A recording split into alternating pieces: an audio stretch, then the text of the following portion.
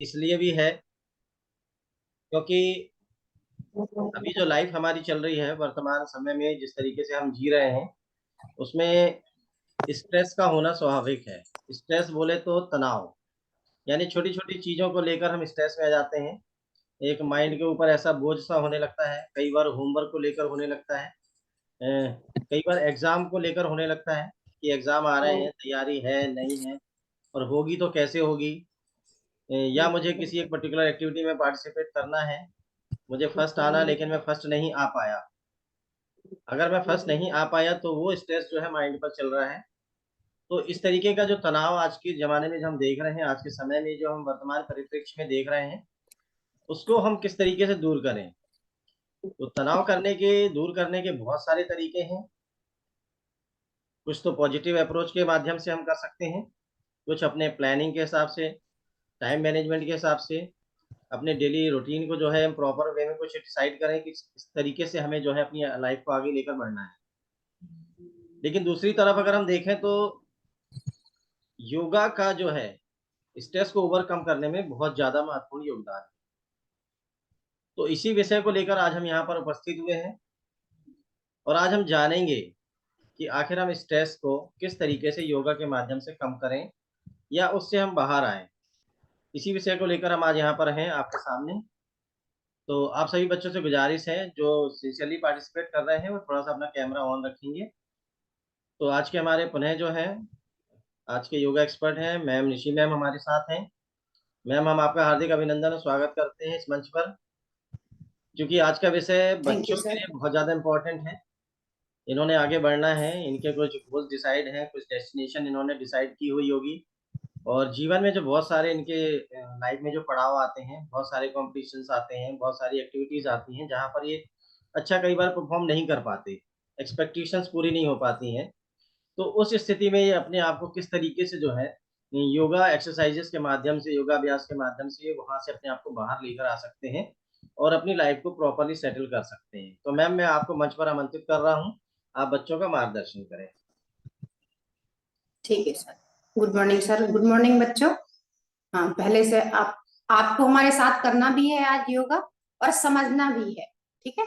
तो अभी तक जैसे हम सूर्य नमस्कार करते थे, तो सूर्य नमस्कार में पता है कि एनर्जी मिलती है हमें, और उसका रूप जो उसके 12 स्टेप है, तो 12 स्टेप 12 महीने के हिसाब से। ठीक है।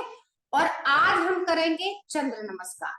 जैसे कि नाम से ही पता हो रहा है, चंद्र मतलब दिमाग को ठंडा रखने के लिए। तो अब सूर्य नमस्कार तो हम जब करते हैं जब सूर्य आता है। ठीक है। तो उसमें सूर्य नमस्कार, और चंद्र नमस्कार कब करेंगे? जब हमारा सूरज, या तो हम बिल्कुल सुबह करेंगे, सूर्य उगा नहीं है इसके पहले कर लेते हैं, या फिर हम शाम को करेंगे जब हमारा अस्त हो जाता है। ठीक है।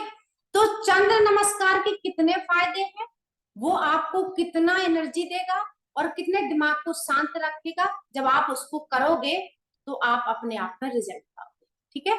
तो टेंशन बहुत होती है सबको, बहुत मानसिक टेंशन, आध्यात्मिक समझ लेना, चाहे पर्यावरण समझ लेना, चाहे आप जिसी तरह समझ लेना, तो टेंशन है। लेकिन उसमें हम अगर योगा का महत्व देंगे तो धीरे धीरे करके वो टेंशन दूर होगी, और हम अपने दिमाग को शांत करते हुए और आगे बढ़ेंगे। ठीक है। चलिए आगे करते हैं हम चंद्र नमस्कार। स्टार्टिंग कैसे करेंगे? घर से। चंद्र नमस्कार के लिए स्टेप वही इसके 14 होते हैं। कैसे करना है? सबसे पहले नमस्कार इस तरह। ठीक है। यहां से हम काउंटिंग भी आप कर सकते हो, पता लगेगा कैसे आए। 2 उत्तासन, 2 3 में इधर आ जाएंगे, पादहस्तासन 3। आपको पूरी तरह से डाउन होना है। इससे क्या होता है, आपका जो ब्लड है नीचे से, आपका पैरों से सिर के नीचे से आता है। ठीक है। 3 4 में लेफ्ट लेग आगे, राइट पीछे, गर्दन ऊपर, घुटना बिल्कुल सीधा रखना। 5 में पर्वतासन, पर्वतासन। ठीक है। तो आपकी गर्दन जितनी आप नीचे चाहे उतनी कर सकते हैं। 6 में आएगा आपका घुटना और चेस्ट डाउन। 8 में आएगा आपका वहीं से निकलते हुए भुजंग।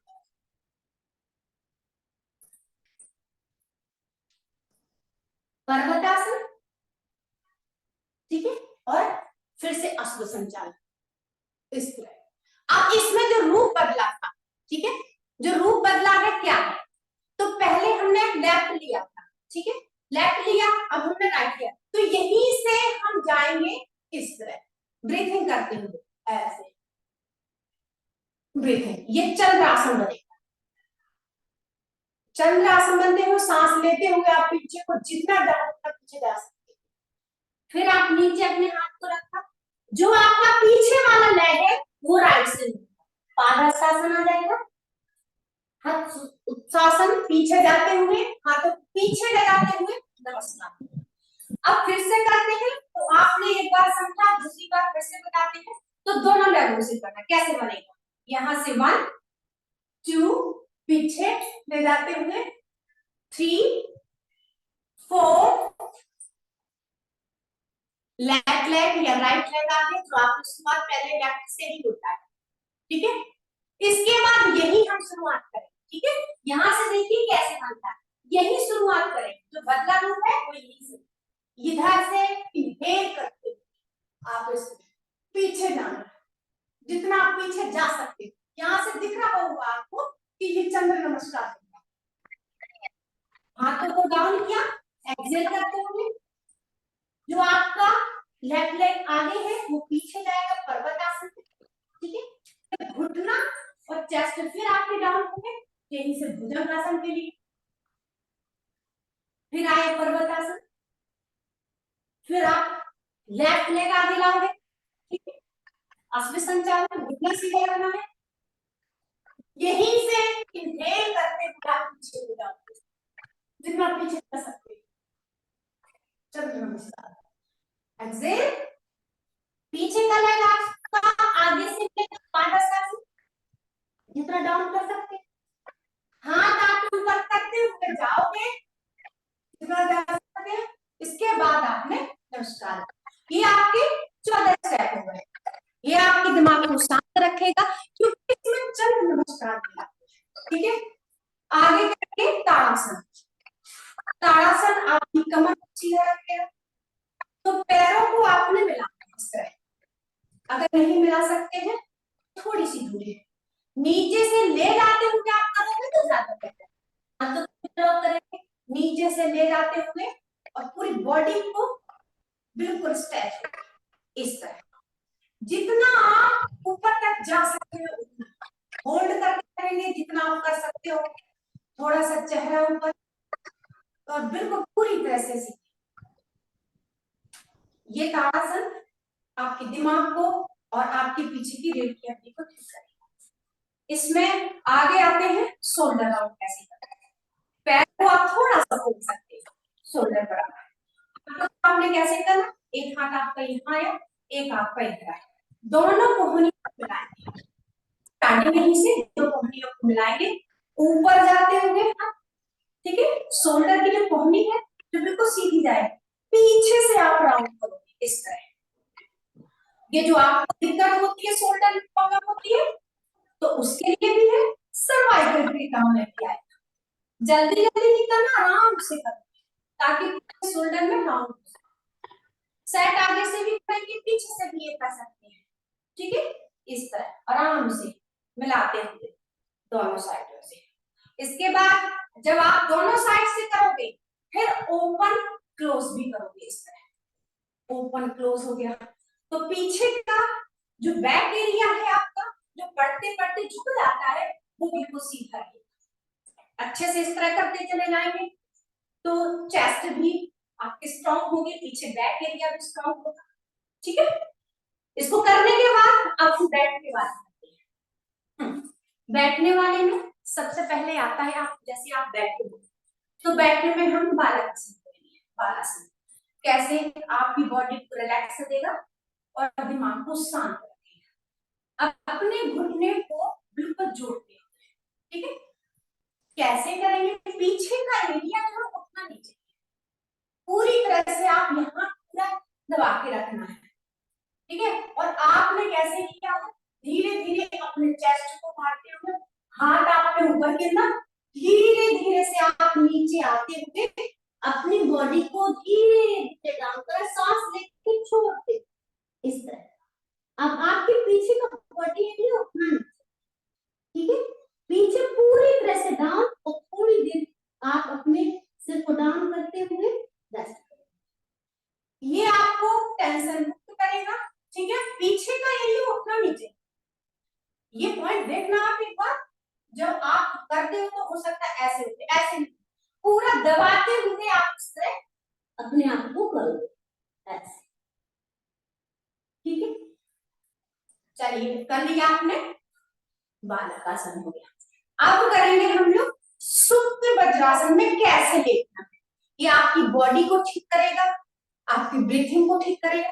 तो वज्रासन में हम बैठने के आसन अलग होते हैं, वज्रासन हो गया, सुखासन हो गया, पद्मासन हो गया, ठीक है। उसके आसन बताती हूँ अभी आपको।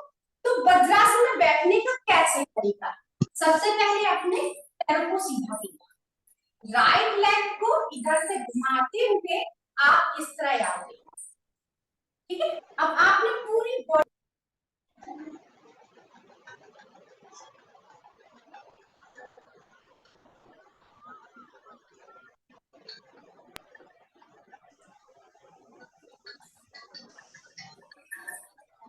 एक को आपने कर लिया, दूसरा आपका सीधा है, तो उसको ले जाते हुए आप उसके ऊपर बैठते हुए आप इस तरह बैठिए, ठीक है। अब आप बैठे हो, आगे से देखना, अब ऐसे में ही आपको पीछे धीरे धीरे करते हुए लेटना है, कैसे, इस तरह, ऐसे पूरी तरह से, पूरी तरह से आपकी जो थाई का प्रेशर है वो पूरी तरह से रिलैक्स, कैसे, खिंचाव आएगा थाई का सबसे ज्यादा, और बॉडी आपकी बिल्कुल रिलैक्स। और आप हाथ यहाँ रख सकते हैं या नीचे, इस तरह। और जब आप उठना चाहते हो तो लेफ्ट लेग को इस तरह करते हुए राइट साइड से उठोगे, जैसे हम कोई आसन लेटने वाले करते हैं ना, तो हमें उठने का तरीका कैसे आना चाहिए, राइट साइड से, क्यों कि लेफ्ट साइड हमारा देख होता है, ठीक है। हाँ, इस पे हमें ज्यादा प्रेशर नहीं देना, राइट बॉडी हमारी काम करती है, इसलिए राइट से ही उठना। आगे इसी में करेंगे हम सेतुबंधासन, कैसे बनेगा ये, देखो हाथ पीछे है, ठीक है, वहां से आप आते हुए ले आओगे हाथ, आप अपने पैरों के एंगल को पकड़ोगे और आप इस तरह धीरे धीरे उठते हुए इस तरह आते, कितना उठा सकते हो इस तरह, बॉडी को रिलैक्स मिलेगा। और धीरे धीरे आपको नीचे आना है इस तरह,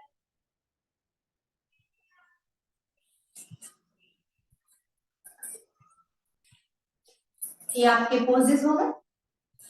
इसके बाद जैसे अगर आपके गर्दन में दर्द हो रहा है या कोई और समस्या, तो आप इसको मांसरी में कर सकते हैं। एक आसन होता है, तो कैसे, इस तरह से आपने बैक साइड को डाउन किया, इस तरह गर्दन ऊपर हो, यहां से सांस लेंगे, ठीक है। ये आपकी बॉडी को बिल्कुल रिलैक्स देगा, इस तरह धीरे धीरे करना है, बिल्कुल हाथों को शोल्डर के बराबर रखना है, और आपने गर्दन ऊपर करना, बैक एरिया डाउन हो गया आपका, सांस लेंगे। ये हार्मोन्स के लिए भी अच्छा होता है, आपके दिमाग के लिए भी बहुत अच्छा होता है, ठीक है। तो ये पोज आपके सारे हो गए। अब करेंगे हम लोग आगे, जैसे गर्दन में दर्द होता है बैठे बैठे, ठीक है, तो गर्दन में बैठ के दर्द, उसके लिए हम कैसे करें, तो जैसे जब हम आसन में बैठते हैं, तो आसनों का नाम कैसे, किस में बैठ के क्या कर सकते हैं, तो सबसे पहले हम बोलते हैं इसको सुखासन। जब सुख मतलब इसमें हमें किसी प्रकार का कोई तनाव नहीं होता बैठने में, और हम आराम से बैठे, ये इसको बोले सुखासन। और इसी में अगर बना लिया हम ऊपर करते हैं, तो ये बन गया आपका पद्मासन, ठीक है। ये पद्मासन बन गया। पद्मासन बनने के बाद अगर आप इसको चाहते हैं कि अगर मैं और दिमाग को पूरी तरह शांत रखना है, तो पद्मासन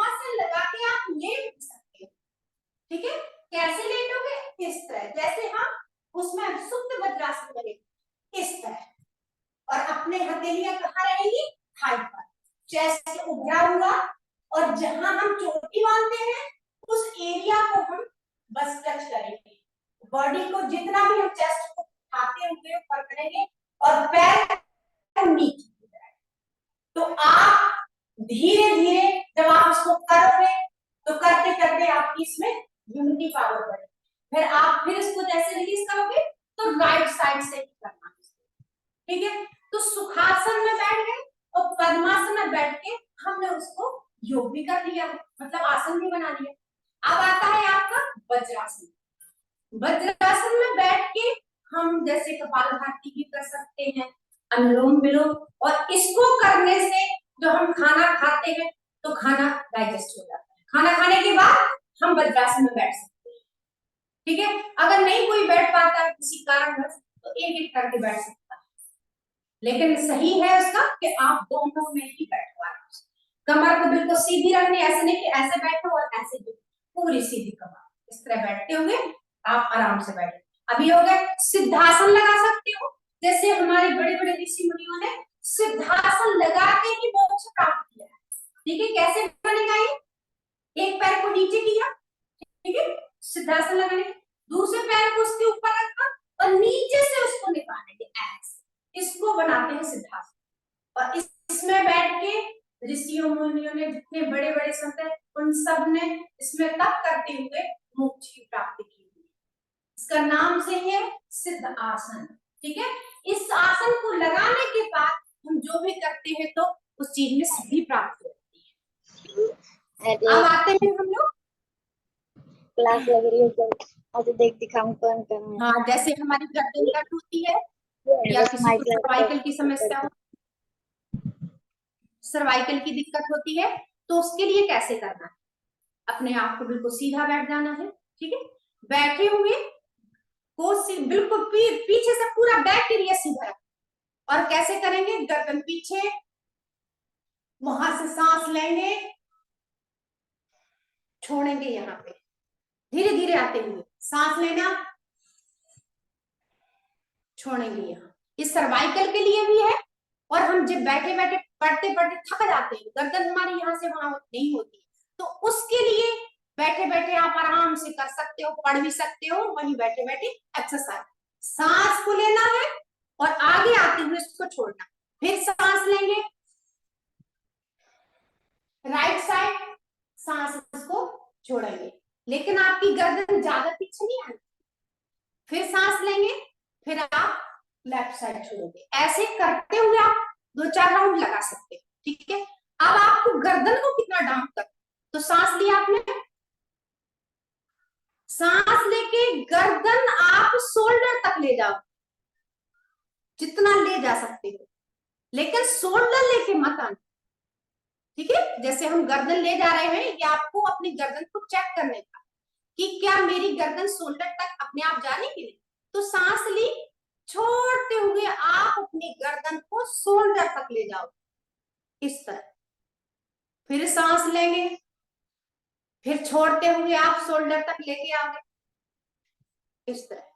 तो अगर धीरे धीरे इसको करते रहेंगे, जल्दी जल्दी नहीं करना है, इसमें हमारी गर्दन में दिक्कत हो सकती है। आराम से सांस लेके छोड़ते हुए करेंगे तो हमें ज्यादा।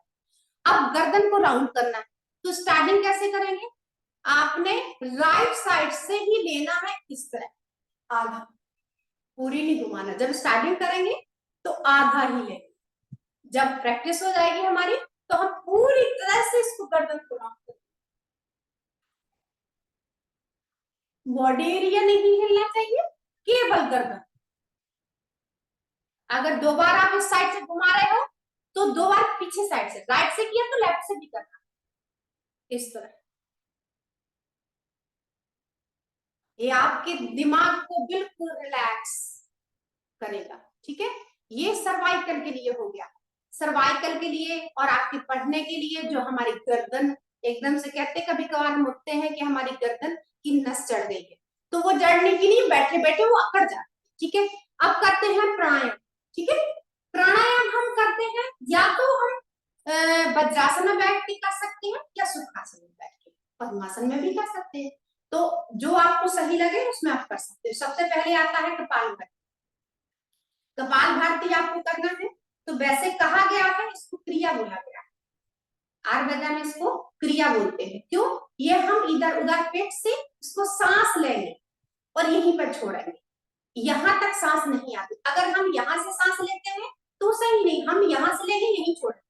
तो अब दे दिया प्राणायाम में को, लेकिन इसको क्रिया से कैसे बनेगा ये? आपने सांस अच्छे से लेनी है तो पेट हमारा बाहर आए, ठीक है। कभी कभार हम गलत कर लेते,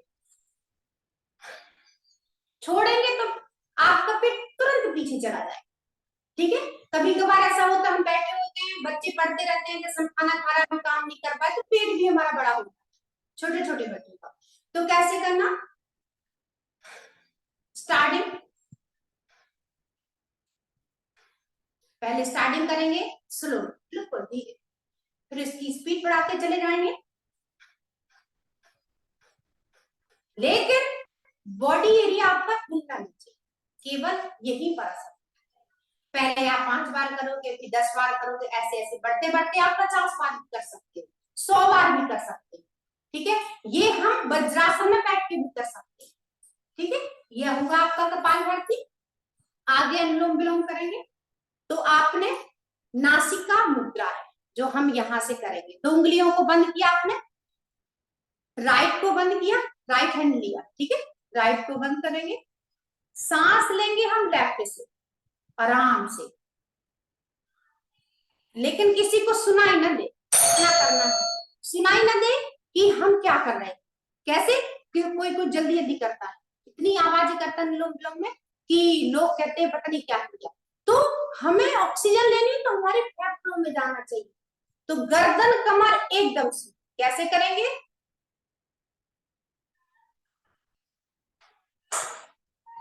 धीरे से हम लेफ्ट से लेंगे, राइट से छोड़ेंगे, राइट से लेंगे, लेफ्ट से छोड़ेंगे। जब आप इसको 10 से 15, जल्दी जल्दी नहीं करना कि जल्दी जल्दी फटाफट कर दिया, नहीं। आप अपने दिमाग को शांत कर रहे हो। जब भी कभी आपको लगे कि मुझे बहुत टेंशन हो रही है, क्या करें, याद नहीं हो रहा है, या और भी चीजें, क्या करें, टेंशन के बारे में काम नहीं कर पाए, आप आराम से बैठ जाना, अपने आप को, दिमाग को शांत किया, आपने अपने आप में अनुलोम विलोम करना शुरू कर दिया और अपने दिमाग को आप थोड़ी देर में देखोगे रिलैक्स करोगे, ठीक है। अब ये आता है कि इसमें और आगे कैसे बढ़ा सकते हैं। तो आपने इसी में, जैसे आपने 10 बार लेंगे, जैसे आपने सांस ली लेफ्ट से थोड़ी देर, उससे ज्यादा देर आपको होल्ड कर रखना है बीच में, ठीक है। और उससे ज्यादा होगा आपका यहां निकालना। कैसे आप इसको रिलीज करते हैं? तो इनको जितना आप बढ़ाते चले जाओगे आपका दिमाग उतना ही हल्का होता चला जाए, ठीक है। अब आते हैं हम लोग नाड़ी शोधन। इसी में होता है नाड़ी शोधन। नाड़ी शोधन कैसे करते हैं? अगर हमने नाड़ी शोधन कर लिया तो हम और रिलैक्स फील करेंगे। वो कैसे? तो आपने नासिका मुद्रा लगाई, 2 उंगलियों को बंद करिए। जब हम कोई भी प्राणायाम कुछ भी करते हैं तो मुद्रा जरूर लगाते हैं। तो नासिका मुद्रा, 2 उंगली बंद की, आपने लेफ्ट से लिया है ना ऑक्सीजन, चेस्ट आपके भूल गए।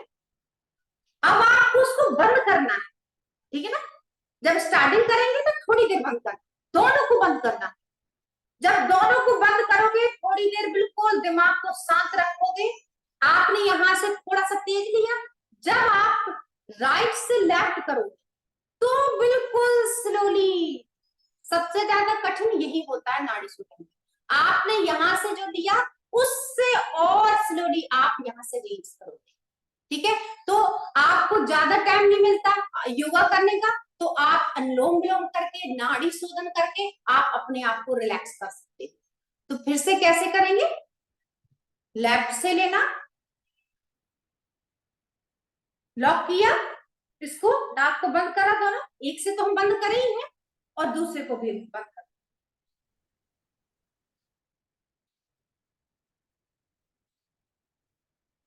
राइट से और धीरे धीरे इसको रिलीज करते जाओगे। आप देखोगे कि आपके दिमाग की सारी टेंशन, क्योंकि ये हमारे दिमाग में पूरी बॉडी में ऑक्सीजन देता है।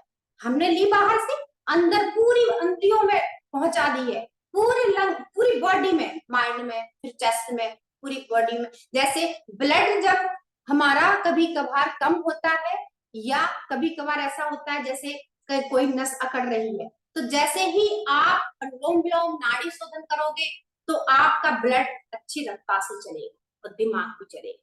ठीक है, लास्ट आपका जैसे भस्त्रिका, अभी एक और करवाते हैं, भस्त्रिका करना है, ये भी आपके उसी के लिए। तो कैसे करेंगे भस्त्रिका? हाथ आपने ऊपर किए, ठीक है, पूरी तरह से गर्दन बिल्कुल सीधी, कमर बिल्कुल सीधी, सांस लेंगे यहां से, छोड़ेंगे यहाँ मुट्ठी बंद करके, ठीक है।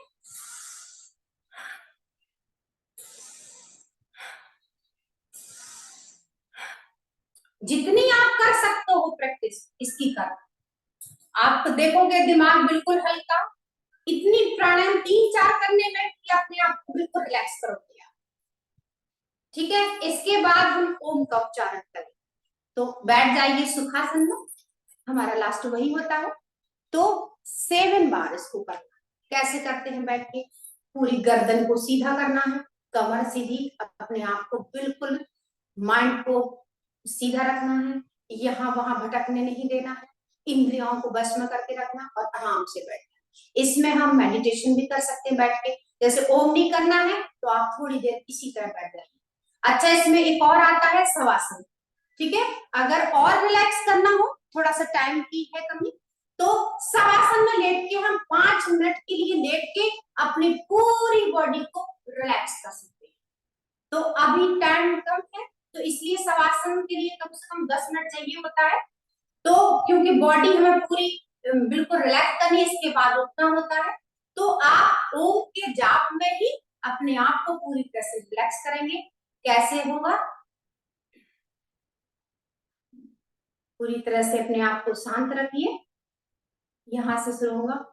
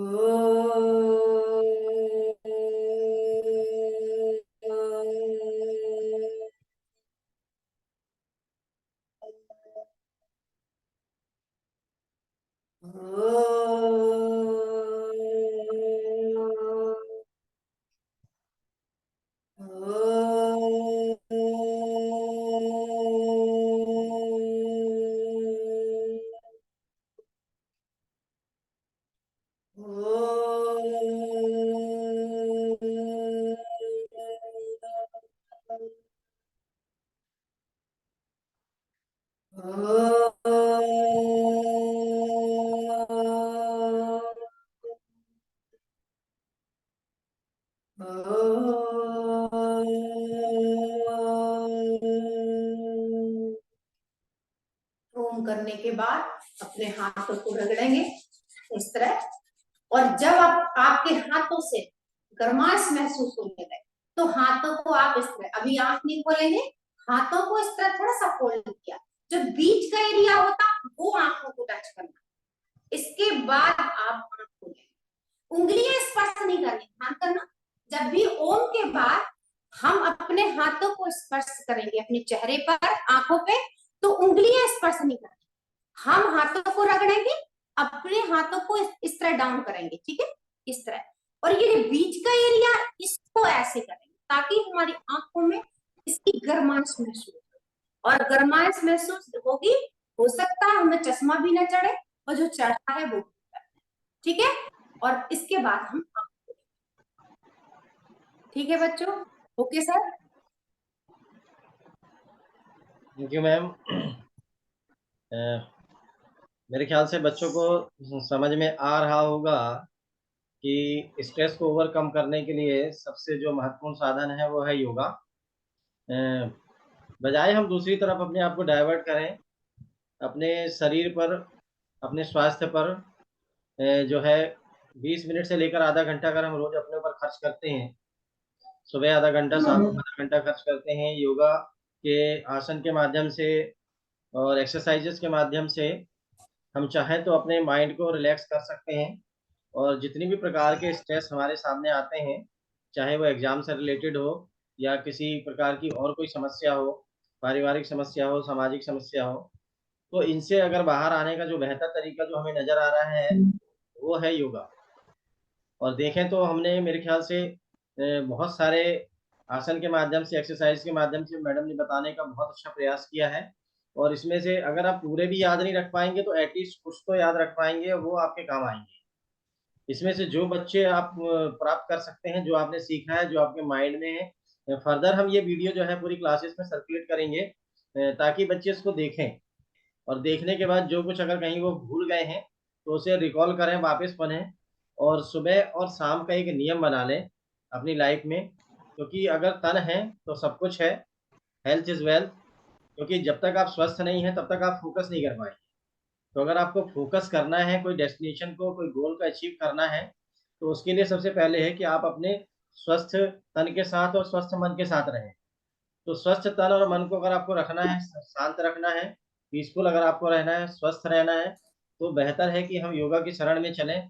और योगा की जो बहुत सारी गतिविधियाँ हैं, उनके माध्यम से हम अपने आप को एक संतुलित मानव के रूप में स्थापित करें अपने आप को, ताकि हम शारीरिक से आध्यात्मिक की ओर हम बढ़ सकें। क्योंकि दोनों चीज़ें इसमें एक साथ चल रही हैं। आप स्वस्थ भी रहेंगे, आप आध्यात्मिक भी होंगे, आप प्रभु की तरफ, परमात्मा की तरफ, क्योंकि आपका माइंड माइंड जो है वो बिल्कुल कूल होगा, तो आप उस तरफ भी आप अपने आप को ले जा सकते हैं। तो योगा की इन गतिविधियों को लेकर जो है, एक बहुत अच्छे प्रयास हमारे विद्यालय द्वारा किए जा रहे हैं। निशी मैम का जो है हम पुनः धन्यवाद करते हैं कि मैम इतना ज़्यादा पेन लेकर जो है बच्चों को बताने का प्रयास कर रही हैं। मैम यहाँ बेशक संख्या हमारे मंच पर कम हो, लेकिन ये वीडियो जो है पूरे 1200 बच्चों तक आगे सर्कुलेट हो रहा है और पेरेंट्स के माध्यम से फर्दर जो है आगे उनकी जो फैमिलीज़ हैं वहाँ भी ये सर्कुलेट हो रहा है। तो लोग जान रहे हैं कि योगा एक्चुअल में वाक़ई में हम अगर कुछ अचीव कर सकते हैं, योगा के माध्यम से ही कर सकते हैं। तो अपने आप को कूल रखने के लिए, अपने डेस्टिनेशन पे अचीव करने के लिए, स्ट्रेस को ओवरकम करने के लिए, योगा एक बहुत महत्वपूर्ण भूमिका निभा रहा है। तो मैम हम आपका और तिवारी सर आपका पुनः जो है कोटि-कोटि धन्यवाद, आभार व्यक्त करते हैं विद्यालय परिवार की ओर से, मैम की ओर से, साथ ही शिक्षकों की ओर से और बच्चों की ओर से। बच्चों बेटा आप इसमें से बहुत कुछ प्राप्त करें, अपने जीवन में इसको जोड़ें और आप आगे बढ़ें, यही हमारी शुभकामनाएँ हैं। आज के इस कार्यक्रम के लिए आप सभी का आने के लिए पुनः कोटि-कोटि धन्यवाद। नमस्कार। Thank you. Thank you. Thank you, sir. Thank you.